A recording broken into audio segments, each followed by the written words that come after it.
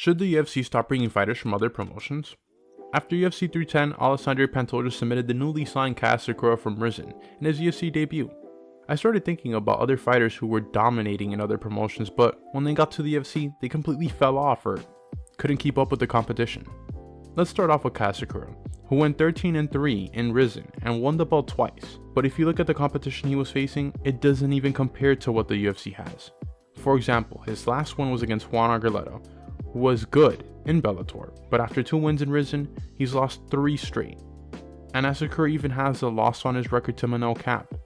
Asakura's 31 and probably has one more run to the title if he can collect some good wins. He's ranked 14 right now in the flyweight division. The next fighter I wanted to talk about was Hector Lombard, a Cuban middleweight just like Yoel Romero, but didn't have the same success as him. Lombard went 8-0 in Bellator and then went on a 24 fight win streak and claimed the belt.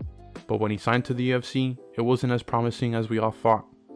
In his first fight against Tim Boch, a guy who went 12-12 in the UFC, and beat Lombard by split decision. And from there it just got worse for Lombard. He went 3-8 in the UFC, going on a 6-fight losing streak to end his time in the UFC, losing to a young Neil Magny, a 45-year-old Dan Henderson, lost to Johnny Hendricks who was on a 3-fight losing skid, and lost to Anthony Lionheart-Smith. Lombard was already at the end of his career by the time he was done in the UFC. Will Brooks rised up in Bellator, going 9-1, beating Michael Chandler twice for the lightweight belt. Where it ended, the right hand of Will Brooks, and look at Michael Chandler, confused, almost waving off the fight. Will Brooks all over him. Jason Herzog calls an end to the fight in the 4th round. And defending it twice before going to the UFC. In his UFC debut, he beat Ross Pearson, but then he would go on a 3-fight losing streak, losing to Alex Cowboy Oliveira, Charles Oliveira, and Nick Lentz. And that was the last of Will Brooks in the UFC. He's now on a 6-fight win streak and he just signed to the new promotion and retirement home, Global Fighting League. Joe Soto went 4-1 in Bellator, even claiming the featherweight belt. But before he got to the UFC, he was on a 6-fight win streak in another promotion. And in his UFC debut, he got a title shot against TJ Dillashaw on short notice and got head kick KO and lost. But he did go 3-5 in the UFC, not too bad compared to the other guys on this list. Layman Good went 8-3 and was the first ever Bellator middleweight champion and got invited onto season 19 of Tough but lost. Good would go on to fight in Cage Fury, win 4 in a row and claim the belt, and go on to make his UFC debut against Aleksei Zaleski dos Santos and lose. He would go 3-3 losing to Damian Maia and the future champ Bilal Muhammad. David Branch had 2 stints in the UFC. Branch was 6-0 with 2 wins in Bellator, and when he got to the UFC the first time, he went 2-2.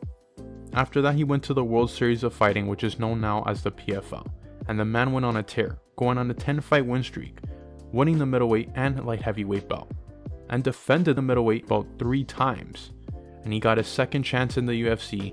He would go 2-3, beating Krzysztof Jotko and Thiago Santos. Shoots it.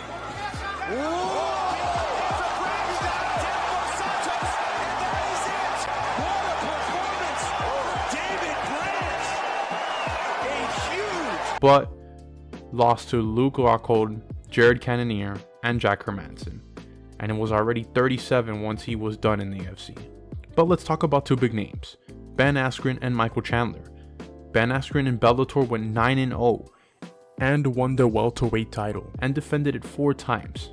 After he was supposed to sign with the UFC, but they couldn't make an agreement. He would go on to one champion, where he would go 6-0 and won the welterweight title and defended 3 times, before the worst trade in MMA history happened. Askren would beat Robbie Lawler by bulldog choke, but Lawler never tapped or went out. After that, Askren would go on to face Jorge Masvidal and would become the fastest KO in UFC history. And he would lose by rear naked choke to Damian Maia. Askren was really just one-dimensional, with just having wrestling and having no striking. But that was the end of his MMA career, and we all know what happens next. Pascal and also cruiserweight contender. Get my motherfucking money, Jay! Get my motherfucking money, Jay! Get my motherfucking money, Jay! Michael Chandler, one of the best fighters in Bellator history, claimed the lightweight belt 3 times and after going 18-5 with the promotion, he would make a statement in his UFC debut, knocking out the durable, dangerous Dan Hooker. Oh! Big knockdown for Michael Chandler! Big right hand, Dan's hurt. Hooker covering up! It's over. Michael Chandler! Maximizing the debut and sticks the landing! Michael And was given a title shot against Charles Oliveira. And almost won, but Charlie Olives, baby.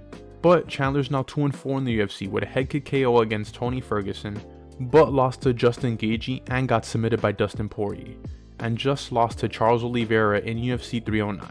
And after waiting for Conor for 2 years, he still wants to fight him. But let's answer the question. Should the UFC stop bringing fighters from other promotions? No. It's fun seeing fighters from other promotions get beat by the UFC guys that we all know and love, but I do think they have to be more smart about who they bring. There's a new guy on the block, Rainer de Ritter, who did get a win in his UFC debut against GM3, but he showed some massive holes in his games. But there is some success stories like the Kayla Harrison signing. It has been good so far, and she's probably next for the title after 2 wins in 2024. Andrei Prochazka is 4-2, claiming the UFC light heavyweight belt, but lost to Alex Pereira twice for the belt. But you guys let me know what you guys think in the comments. Like and subscribe. I'm JNEPS MMA, and I'm out.